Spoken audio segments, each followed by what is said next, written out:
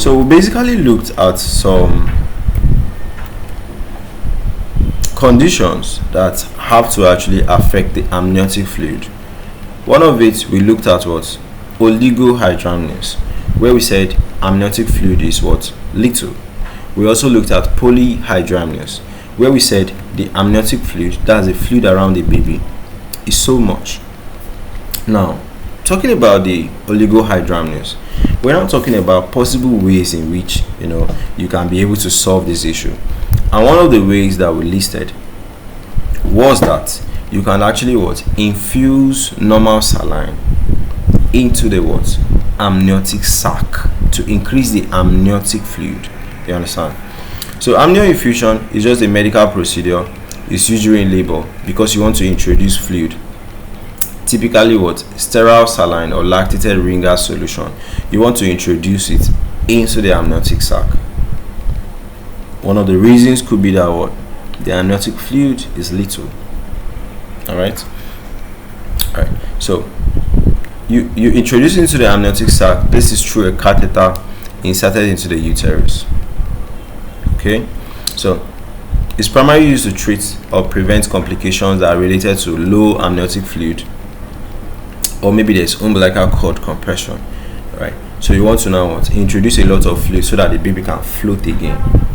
And maybe the umbilicus there was little space, So it's performed to relieve umbilical cord compression, right? Dilute Meconium-stained amniotic fluid. Maybe the baby has passed their first stool right there in the amniotic sac, so you want to dilute it so that it's not too concentrated on the baby. Replenish low amniotic fluid levels to improve the uterine environment. Prolonged pregnancy in cases of preterm premature rupture of membranes. So improve visualization of fetal anatomy during ultrasound. So how the procedure works: a catheter is inserted into the uterus through the cervix. That's transcervical. Here,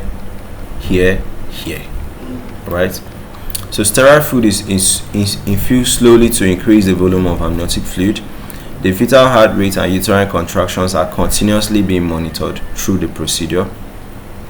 Benefits: it reduces the need for cesarean section due to fetal distress. Improves oxygen delivery. If the umbilical cord is compressed, this relieves it. Reduce neonatal complications like respiratory distress or infection. So risks and consideration is uterine over distension. Sometimes it can be too much. Infections, chorioamnionitis, premature rupture of membranes, right? Rarely uterine rupture or placental abruption.